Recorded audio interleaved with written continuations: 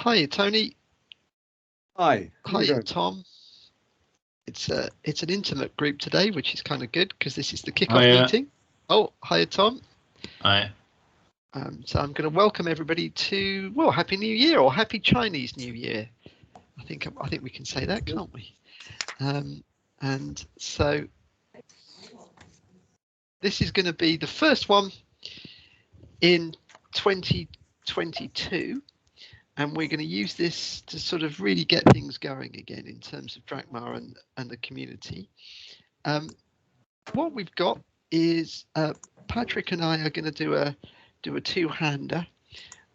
We're going to introduce, first of all, the drone special issue, which I can see some contributors in the audience, and go through some of the observations in terms of the type of papers, the type of areas, the best practice, locations, payloads, that kind of thing, to kind of inspire the community a little bit so we can get one or two more extra papers.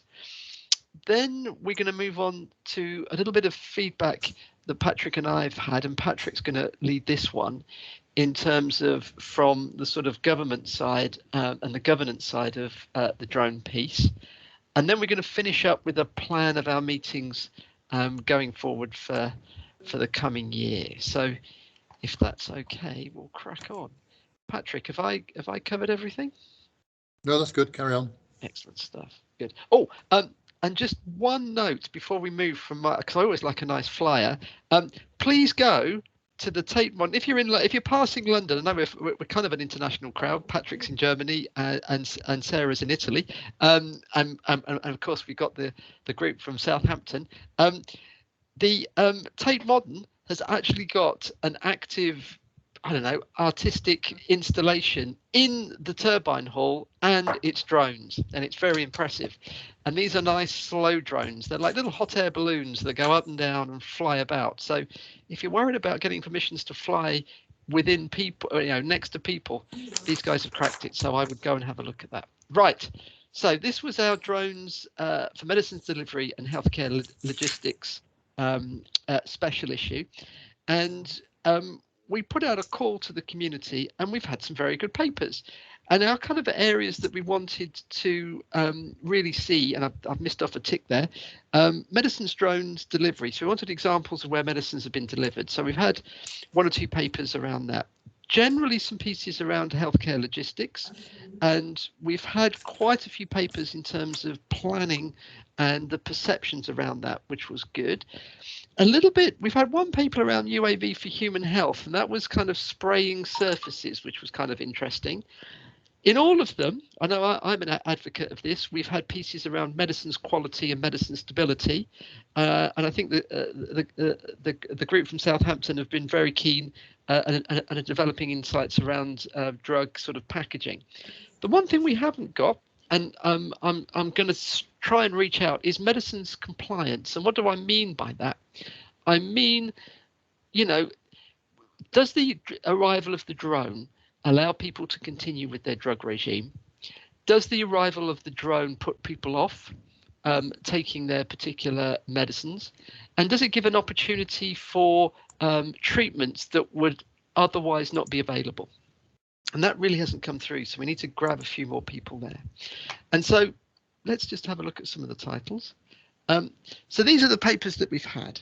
And a very good paper that came off very quickly was a group from Japan who flew drones across, I think it was tens of kilometers in Tokyo, from a small island to an airport just on the outside of Tokyo.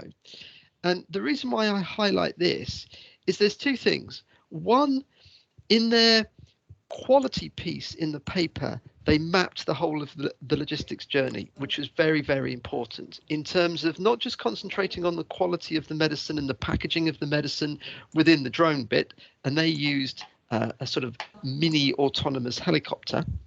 What they also did is they monitored the bits of the logistical pathway before the medicine got to the airport, at the airport, and then on the drone as well. I mean, there's lots of detail there that you can't see. Another bit of best practice, I think, is that many of the medicines that you want to take at the moment is going from peer to peer. So going from a hospital clinic to hospital clinic, or a storage facility, a manufacturing base to a satellite hospital, or a hospital manufacturing facility to a smaller hospital with the actual clinic. But essentially, you've got a medically trained person greeting the medicine, accepting the medicine at the end of its journey. And that would be a pharmacist. Oh, there's Hubert that's appeared. Fantastic. That would be a pharmacist. And that pharmacist will have to check that the medicine is okay. And so quite often you're going to need quality control measures that can be visually inspected, that can be done relatively quickly in front of the pharmacist. So quite often you have data loggers, and they need to have access of that. And some of the more interactive data loggers will simply have a color change depending whether you've exceeded a temperature or a humidity. And the thing that I liked about the guys that did this study around blood transfusion is they were looking at hemolysis, basically whether the cells had broken up due to incorrect temperature or vibration. And it's a visual sign here. Things that are red are bad, things that are paler are good. So again, the paper's full with lots of the supporting bioanalytics, but when you're designing your operations, having a visual guide at the end is really important. And then there's the vibration piece. Essentially, I'm involved with that one. Essentially, I think we're proving that vibrations should be recognized and acknowledged, but with the work that we've done at the moment, vibrations aren't making a huge impact into the quality of the medicine. I think the only caveat on that is around failure. I know the CAA have got a working group at the moment looking at crash-proof boxes, and so we've got to make sure that the box can withstand sudden shock and high G-force, but can the medicine inside withstand that as well? I think for elective trips, if your drone sadly crashes or has a forced landing, you're not going to be using the medicines. But in an emergency situation or in long distances where the drone has traveled many minutes or even an hour over tens of kilometers, if your drone fails near where it's meant to be landing, there will be a temptation for the people there to use those medicines, especially in an emergency situation. So not only in terms of, is the box crash proof, but is its cargo inside also crash proof? So you may have something that's, we're working on monoclonal antibodies or bodies, it could be cells, it could even be transplant, kidneys and things like that. If a sudden shock, they could fall apart. And then we've got a number of papers that have been done in Spain, and Spain's a real hotspot. I think is sort of almost Silicon Valley of drone development in Europe. And a lot of work has been done on looking at patient need and real case work. But the problem is, in many of these papers, they're very good at highlighting expiry limitations and timing limitations, but not for the economic case. And we're going to talk about that at the end.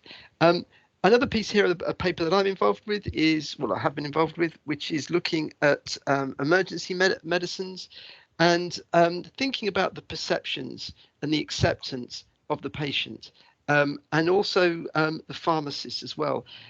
The person that a member of the public respects, I'm afraid, is not the innovator, the entrepreneur, the inventor of a new drone. It will be their pharmacist or their medic, and they'll be talking to them first. So in any piece, that's got to be central. And let's just finish up here. There's been a couple of papers that's looked at the community uptake, and I'm just sort of going to summarize quite quickly because I want to get on to Patrick's piece, is that you've really got to worry about the needs of the community first. And this last paper here was sort of led by Village Reach. And they've produced a really good framework for judging whether a community will actually take up drone operations and a drone service. And the first thing to do is a very detailed analysis of the needs, and then selecting the particular technology to meet those needs. There was a couple of cases where projects in Malawi failed because the drones they wanted to use were far too complicated. So if you use an appropriate drone, it's going to be more accepted by, first of all, the people sponsoring the study, and then the community that's being serviced by it. Then we've got to make sure the regulations are sorted out, and that's something where we've got expertise in the group, which is all around the CAA or the equivalent, and then make sure the public is happy. And then talk to not only the people that are engaged with the particular project, but people that are literally under the flight path or who will be receiving it. And then only at the end of that process would you actually have or start to commit to drone flights.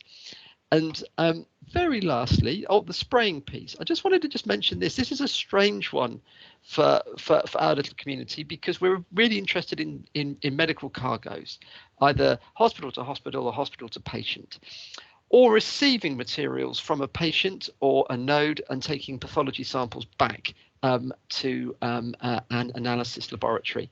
But here, these guys in this particular paper, which is the spraying one, which is there, again in Spain, we're looking at spraying surfaces with disinfectant at the height of the pandemic. Why was that included in the special issue? Well, there were some very nice pieces about worrying about the battery life of drones, and I think some modelling needs to be done and published around a framework in terms of designing and incorporating that into your operations, looking at the maximum, the working range, and also the impact of the weather.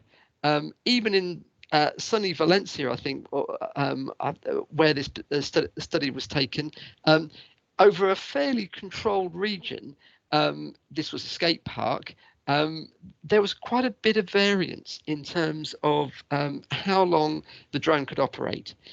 Also, this was done in the absence of people. So again, you've got to blend people into this piece. And I think one of their solutions at the end of this was having rechargeable stations.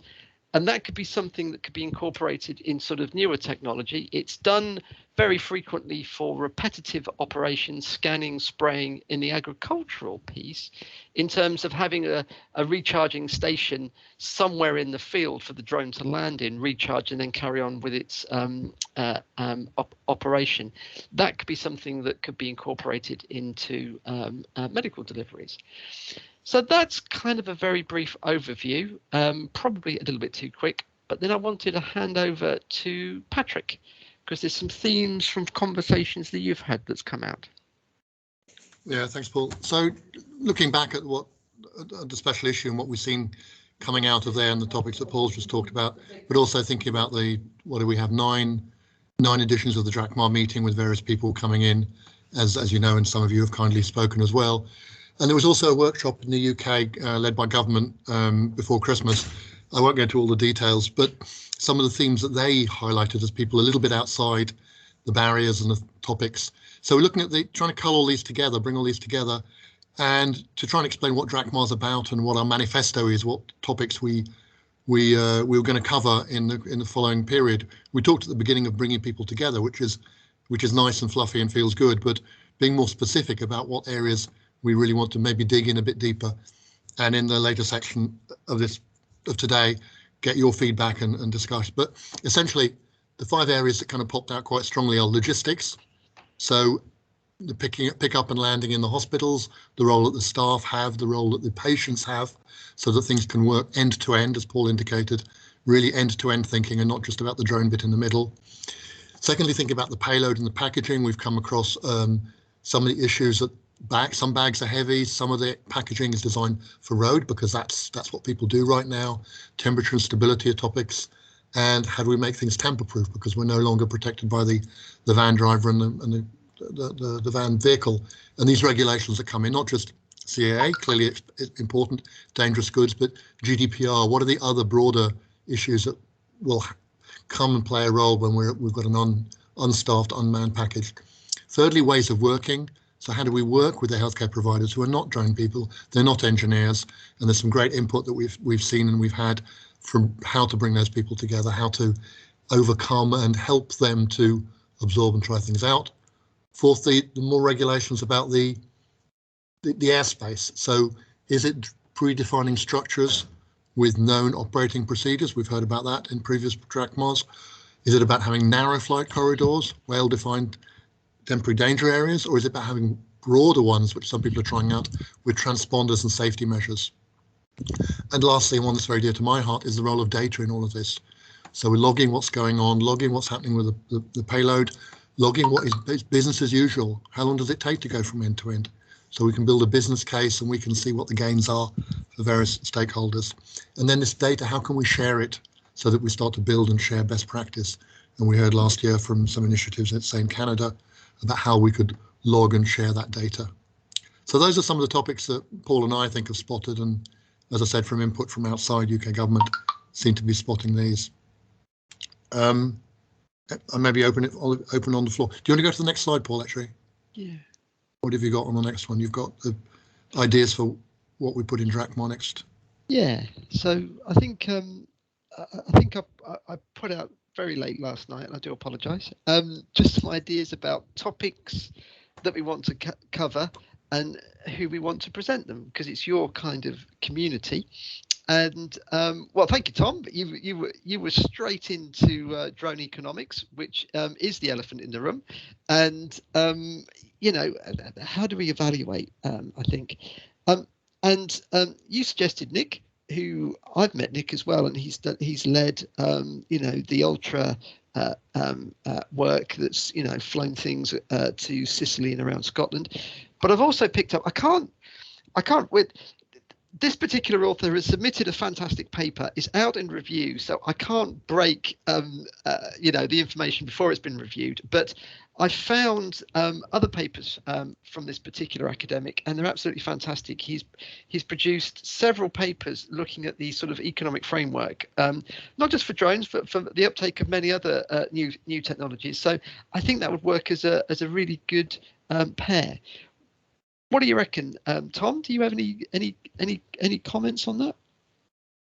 What's his name again? It's Carl on Johansson, I think.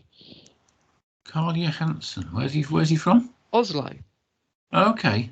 Yeah, absolutely. I think the economic side's massively important. It seems that everyone's nicely skirting around the reality of you know, the fact that none of these. I mean, I'd love to see whether zip lines is still anywhere near that, given it's a government-funded system, I think. But it would be, yeah, it's just really interesting to get some opinion on that. We're trying to do some stuff on it at the moment, but it's, yeah, it'd be great. I think, you know, a session where we could maybe try and present some of those angles would be really useful. And you know, trying to contrast it with actually, you know, the problem is the business as usual costs of the actual operation. It's very hard to gauge that sometimes. Even with vans, you can work it out, but it's not, you know, because it's also the whole thing of trying to cost what saving 20 grams of carbon per flight is. It's a very tricky thing to try and get across, because in the face value, without that, drones are never going to be economical under the present system. And also, I think the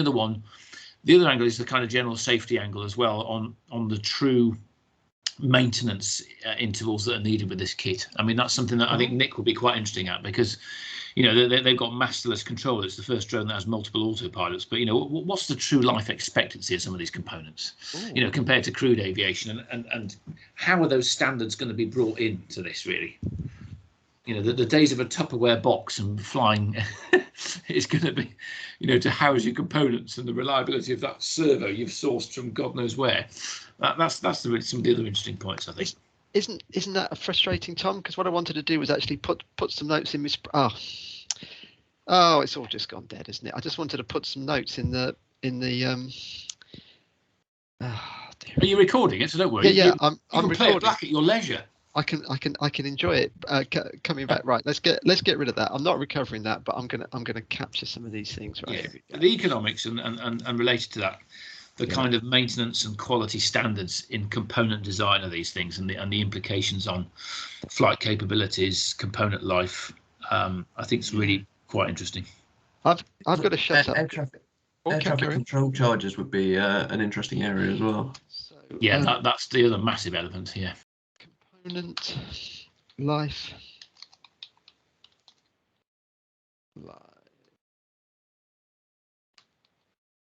Costs. Air traffic. Oh, you see, look, I can't. Ready? Here we go. Oh, traffic. Air traffic. Got traffic.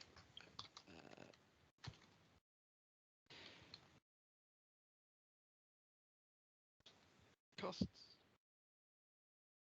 That's good. You just witnessed the madness of somebody who's dyslexic. That's good. Okay, then so I've captured those things. So we'll get those in. Are you able to twist Nick's arm? Can I give him an email, Tom, for March?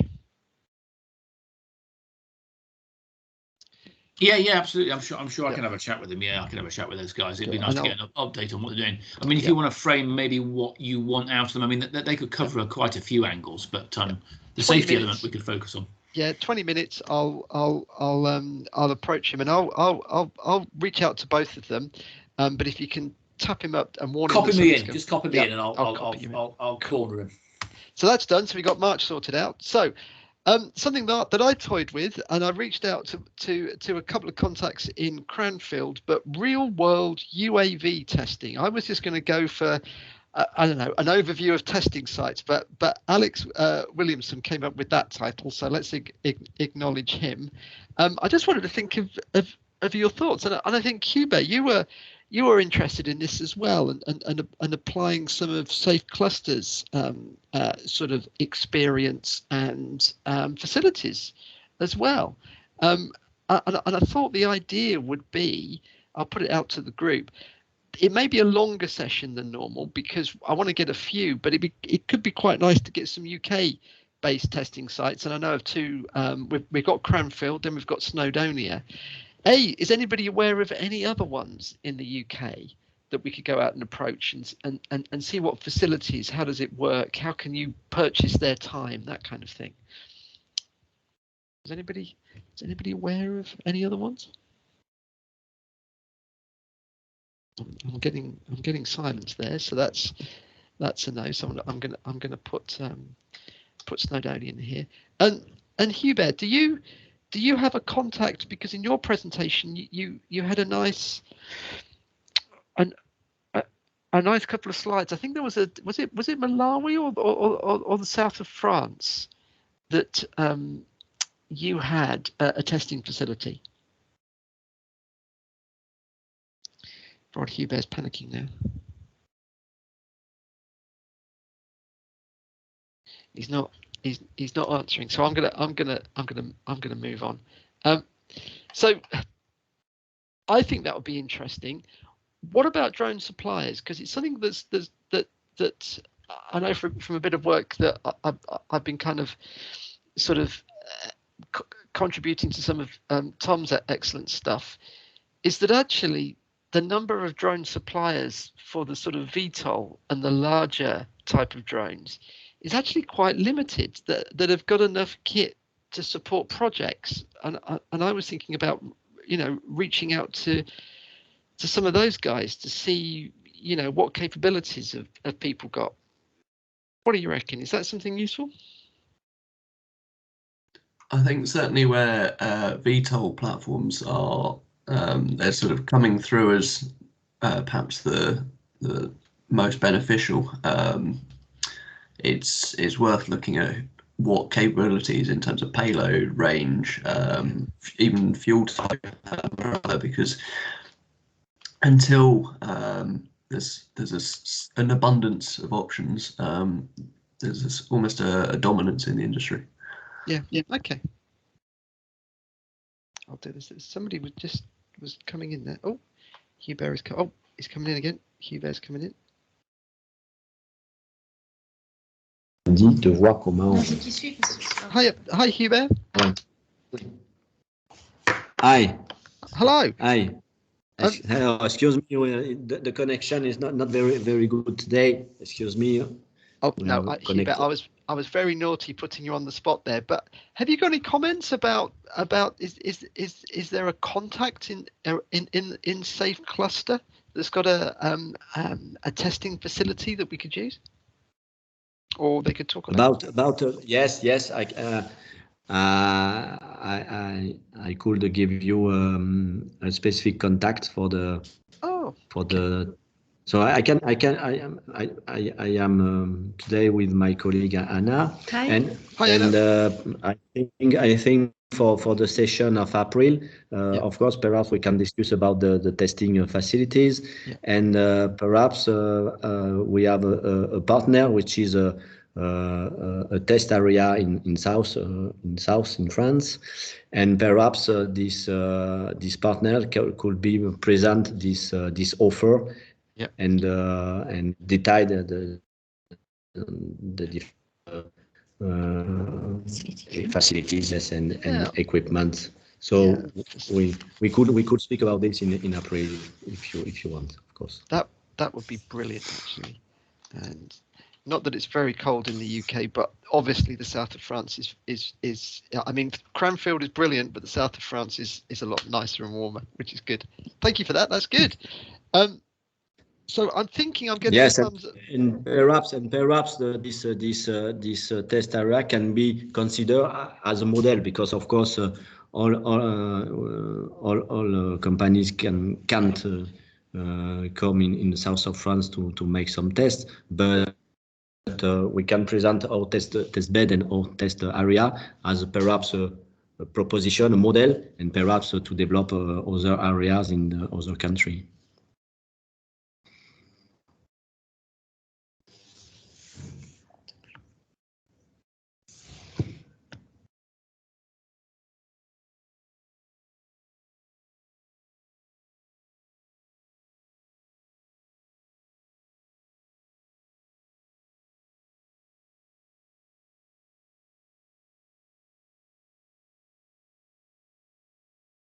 Also, sorry, I think you're muted. I've muted myself. Thank you, Sarah.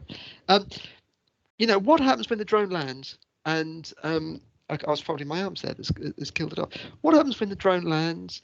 If we have to train a lot of people up to deal with the cargo, if it adds more complexity into the logistical chain, then again the cost benefits and the actual time benefits of the drone will be diminished.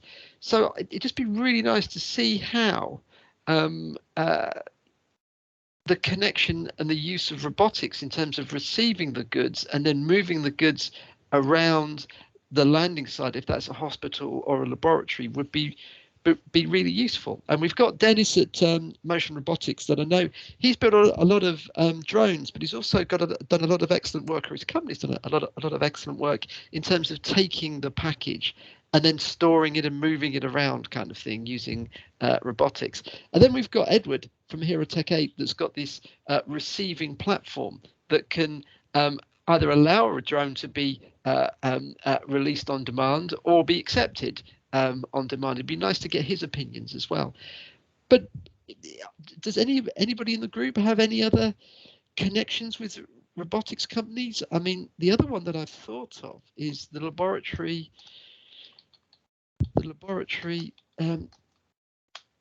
in the container as well. I mean, they could come in and be invited to give some comments as well. So there's a number of groups at King's that have been looking at laboratories built in shipping containers, so you can move the whole thing, and it'd be interesting to see how they see drones interacting with that. So that could be another area there. Would that be something that's of an interest? I know we're a very small group, but Sarah, would you know, thinking about how you integrate the drone into the movement of the package around the clinical site, would that be something that you would find interesting? Yeah, it would be really interesting. However, we are taking contact with an Italian company which has something to do with this, because they actually are developers of containers for the drone transporting medicine, but also blood products and transfusion, blood from transfusion. Their smart capsule is like interfacing with the logistics. So I think it would be very interesting. Good. Can I be really cheeky? Do you have a contact email? Then I can possibly reach out to them. And yeah, sure. They're called AB0. AB0. 0, like the word. Oh, 0. Yes. And I can find an email for you, and I can copy paste it. That would be really useful, because we want to reach out. We've got Safe Cluster. We need to get the Italian groups in. That would be fantastic. So that's good. And then I've got a blank screen. So I was going to then reach out to the group. I mean, there's some things that Patrick has mentioned that we've spoken about, which is data again. I know we've spoken about good examples of data management with Gabriella from Village Reach, but it may be useful to go back to that. What else do you think as a group that we should include? Onward logistics from the landing sites and takeoff sites, because it's unlikely that these systems will be used solely on their own. Okay, and that's not, because I was thinking of robotics inside the kind of clinic or whatever, if the thing lands on the roof and that kind of thing, but you're thinking about other kind of, vehicles. Yeah, how the drones fit into the wider logistics system. How drones fit.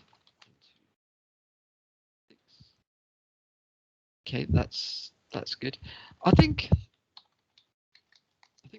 I mean, again, I think, oh, there's Richard. Hi, Richard. We're a smaller group today, but we're going through some ideas about. Oh, Hubert's back again. He's got connection issues. We're interested in topics. So we've gone through a few topics here in the previous slide. We've got drone economics, real world testing, and the connection and logistics and uptake of robotics in terms of moving the package once it's arrived at the landing site. We've had sort of data management and okay. Onward logistics, how drones fit into the wider logistics, which is good. Anything else that the group feels as though we should cover?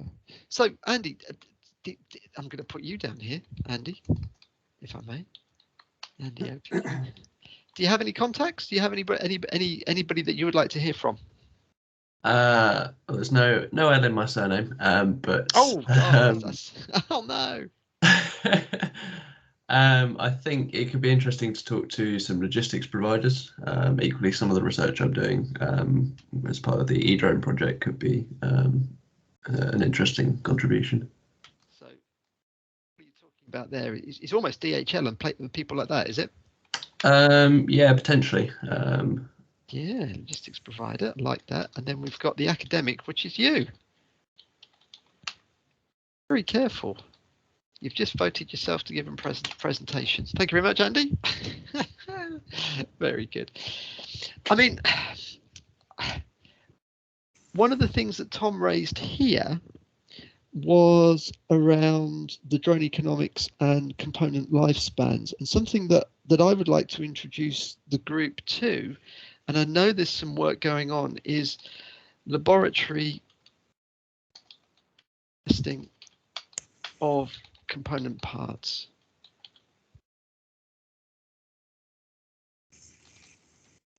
And perhaps it's even connected to the development of the packaging as well, isn't it? That's two things really. Laboratory testing of component parts and development of packaging. So, and development.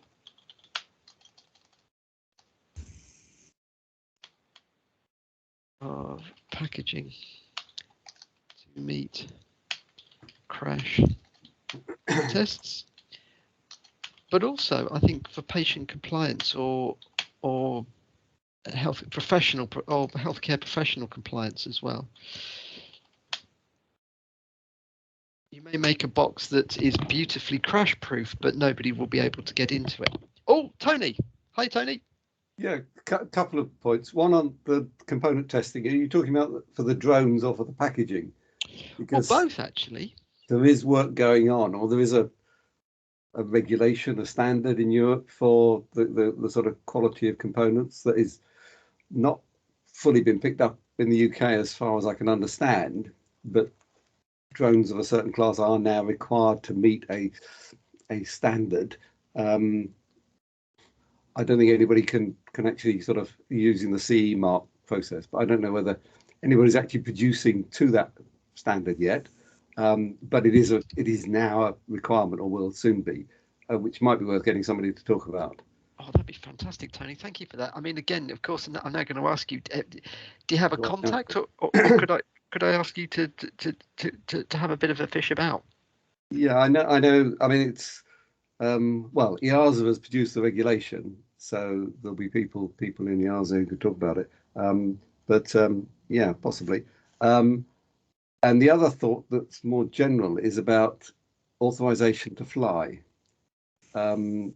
It's very difficult to get, particularly in short term. I mean, if you're doing it every day, flying between two hospitals, you could get a system set up for that, probably, but it will take you quite a while. But if you want to do anything to sort of support an emergency, it takes a lot of work and a lot of negotiating with a lot of people. And I do say nobody's been involved in doing that for a demonstration, not for real emergencies, but as part of an exercise in Africa.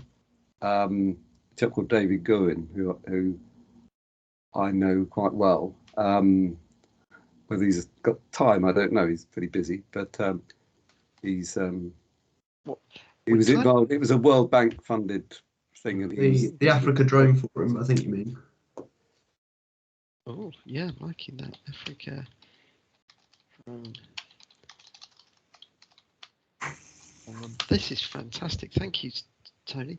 So what have I got? Authorization for non-elective. I mean, that's a separate subject in itself, isn't it, Tony? So, and we are giving your contact a bit of time because we're now out in October. So yeah, that would be good. So perhaps. Paul. Hello. Hi, So Richard Clark-Astley, we don't spoke for a while. Yeah. Hope you're well. So one of the things that I was talking to some of my team recently, and we have some technology that could be used by drones, kind of large drones really, to help guide in on landing. So it's a laser system equivalent to an ILS type thing to help ensure that they lock onto that system and land to a very accurate precision landing point, particularly if you start thinking about either GPS denied or loss of GPS and how the drone handles it. So that's something that we could be able to present on. Ooh, Richard, that sounds fantastic. Because how big is your laser guiding technology? I mean, is it a huge? I mean, I've got because you're huge, great planes, aren't you? I mean, how small can you make it? So the ground station's probably on a small plate, 2 foot by 3 foot. So laser scanner array, and then the airborne equipment is 3 sensors, perhaps the size of a USB stick each, and then somewhere to run the software. So either we can provide boxes or we can sit on someone else's boxes. But I think as we start to kind of automate some of these things, particularly where you want to scale them, you have to automate them. And having that final precision is very important. Fantastic, Richard. That's brilliant. I don't want to dominate it, but I can see some really nice applications for that. I've got a final one that I wanted to raise. If nobody else was going to mention it, is there anything else we've missed in this list? Because we've got we've kind of filled the program up, which is excellent. So, but is there anything else, Andy? I may need to move mine to a different month because we're out flight testing in that period. But oh, okay, right.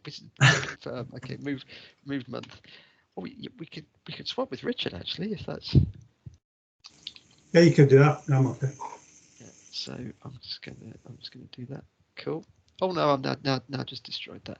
I'm just gonna put a note in, and I'll do it offline because otherwise you're watching me swap with Richard.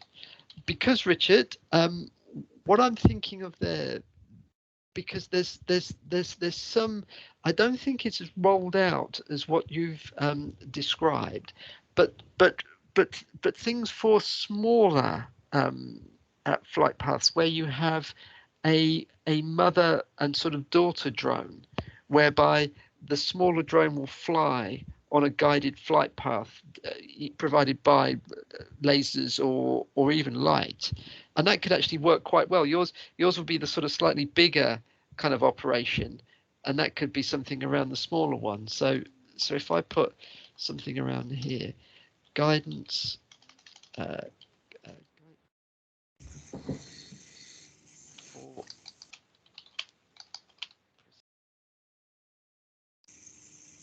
landing. Yeah, it was originally identified or developed for formation, very precision formation flying for large aircraft. But actually, because the size of it and the current need within the urban air mobility market, there's a real possibility of it being used to complement the existing ones. And also, it's difficult sometimes to certify some of the visual-based systems. So this is much easier. Scalability, better certification. That's good. I'm liking that. Now there was something at the end that I was going to mention, and it's completely gone out of my mind, which is not good. Patrick, was there anything that we need to that was mentioned in your slide deck, your themes that you produced that we've not captured here? I think we're covering quite well. I mean, there's a bit more on data maybe, but Yeah, I think we're good. Yeah. The other bit I think I would try and do is we've got a group of people who come to the DRACHMA meetings, and then we've got a group of people who've submitted papers, and there's some overlap. But for example, you already mentioned the guy from Norway, but Japan, Thailand have submitted a paper, and then we had a couple from Spain. I'd like to get this. See if I can get the people from the Spanish papers to come and present as well. Okay. Just to link those two worlds of it. Okay, and I think some of the stuff. I'm just trying to think of. Yeah, I think we could line up some of them. Authorization for unlimited flights, emergency acts. I'm just thinking here. I'm going to keep one blank because there may be things coming in from other colleagues. I think here again, we've had that with dronistics, but patient interaction with UAV, I think is really UAV, and I think that's really important as well, isn't it? Because if you're mentioning things that are non-elective, they're an emergency. It would be nice to get how are people going to interact with the drone? Is there anything that we can do there? And I know that very early on, Shell presented some nice work around defibrillators, didn't he? But again, it'd be nice to see how that's moved on. And, is it a case of things are dropping? Does the drone land nearby? If it's dropping, how do we protect it? And that'll fit in quite nicely with that. So, yeah, we've got some good ideas. Development of package, crash test, professional. Does anybody have anything? Perhaps, Andy, have you got anything around, or even Tony, around the sort of package? Any kind of contact there about? Well, we've got VersaPack, haven't we? Yeah, I think VersaPack should be contactable through Appian. Yeah, Appian, and then we've got. There's an organisation, a charity. Sorry, this is Tony. Hey, Tony. That developed some crash-proof packaging for various things. Drop with a parachute, which was intentionally quite cheap. I can't remember the name at the moment, but if you send me the list of this afterwards, I'll try and Yeah. Sorry, go on, Paul. No, carry on. The other contact we might have is at the Vehicle Certification Agency, who's been leading the crash-proof container stuff.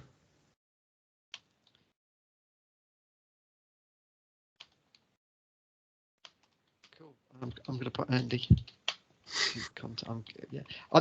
You're not presenting, guys, and Tony. Well, you can if you want to, but I'm going to. Poor old Tony, you've been hit with 3 things there, which is just fantastic. So I've just got to give you. Be careful in these meetings when they get small. They're nice and more open, but it's always dangerous. But I think we've got something around laboratory test of component parts. We've got something around the package and its ability to survive a crash. And then we've got this authorization of non-elective interaction with UAV, I think, really, and that makes a nice story. Depending on how many presenters we get, some of these things could be put together or expanded even. There's probably something around the packaging that could be a slightly longer, like a 2-hour thing, because it looks as though we've got several providers of the packaging, and it could be quite nice to get their insights as well. So I think we've got some nice actions there, haven't we? So I'm gonna be chucking an email to Tony. I'm going to be chucking an email to Andy, and I'm going to be chucking an email to Richard as well. Just if you could give me a couple of lines about that. I don't know, Richard. Are you able to present on it, or do you have somebody in your team that could talk about? Depends on timings. Sometimes this is quite difficult for me to make, but depends on which month it is. I can check, and I should be able to do it. If not, I'll get someone from the US to dial in. Cool, that'd be good. And I'm going to swap with Andy, because Andy's out in July flying drones, which is what we all want to do, which is good. We've only got 10 minutes left, actually. We are a very small group, but are there any other points that we need to cover, that we need to touch on? I'll just say that you've got my name against 3 things. I'm not promising anything at all at the moment. I'm just. Oh no. Yeah, it's if you've got a contact, I think really is the thing. I've got some contacts as well in the materials part, but I think it was around the certification that would be really, really good. So that's component parts of drone, really. Yeah. Brief. Yes. No. Here's a name. I think really is what I'm after, Tony. I'm not asking you to do a 40-page review, but if you feel as though you want to, that would be great. No, that's fine. Which is good. Oh, Excellent. Do you have a kind of a database or a list of current flights or current projects and programs in the UK around this? Ooh.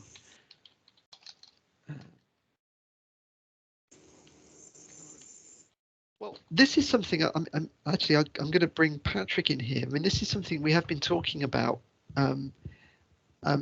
with. Can we say Gordon? Patrick, is that allowed? Well, it is now. Yes. Various government bodies have been concerned about this. There's a lot of stuff being sponsored, but where's all the information they're generating going? And so list of current projects for your good self, Richard, because there's technologies that you could feed in and support some of these things, and then a data bank. Now, if you have a look at the one of the earlier DRACHMA presentations, Richard, we did have Gabriella from Village Reach, and is it UpDog? Is that their acronym, Patrick? Yeah, yeah, that's right. And they've logged with work they've done mainly in Africa, lots and lots of successful flights. So all the GPS stuff, battery performance, that kind of thing. And near misses and that kind of stuff. Oh, here we go. Andy very kindly has found that link. Have we got one for the UK? No. Have we got one for Europe? No. And that's something that we're actively promoting and going back to and say, hey, we need to do this. So perhaps list of current project data bank. It could be data bank, and it could be this one on in June, couldn't it, Richard? List of current projects, data bank. How would this be managed and accessed? And actually, the people that should be coming to talk to us are KTN and the Future Flight people. I think.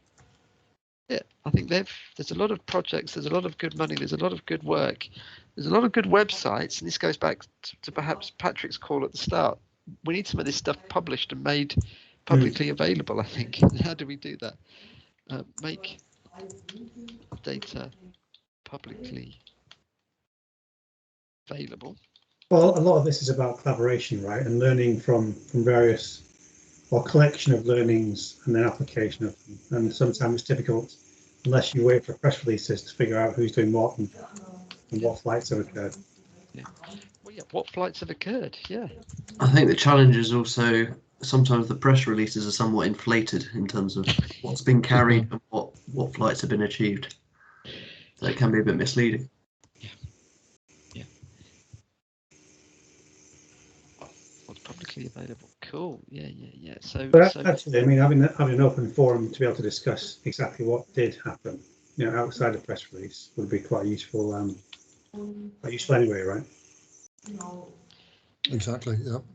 And highlighting knowledge gaps, because there may be things that you guys could do in your organisation and say, hey, I've got X that could support that. The follow-on bit of research or grant or funding could, we could work together. So what did happen? Isolate gaps, highlighting gaps in a supportive way. I think that's been an excellent conversation, actually. I think thanks, Tony, Andy, Richard, and Sarah. I mean, we've lost Hugo. He's had some contact issues and stuff, but I think it's worked very well. And Tom and has come in. So yeah, I think we've got some really good ideas. That's a bit of a do list for me to go and do some stuff now. So yeah, I will watch this space, I think. But the good news is we're quite happy with the next 2 months, so we can go out and get that sorted. Or I can go out and get that sorted. And I think we've got 2 speakers for the next 3 months, which is in a good position. Excellent. Now, just for a heads up, we've got a couple of minutes left. Working with RPAS, they are developing a platform to make it a little bit more easier for these meetings to be hosted, because I am conscious of the fact that I bombard everybody with lots of emails and calendar requests in terms of doing things on Teams, is because that's the only way I've got it, because we're operating through King's Teams access. That's not sort of completely sorted out yet. So when things do change, I will contact everybody, but the specifications are the same operating ways of working that we've got at the moment. It's all open. All of the stuff that we're sharing on here should be assumed it's in the public space. And with the people that I've got left, if you can think of people that would be interested in these meetings with these excellent topics that we've highlighted, drop them an email, give them the link, connect me and Patrick to them, and we can invite them onto the list, which would be good. So I think we're about there then. Patrick, do you have any closing remarks? No, I think that's good. Good. So I'm going to stop the recording. And I'm going to say thank you very much, everybody.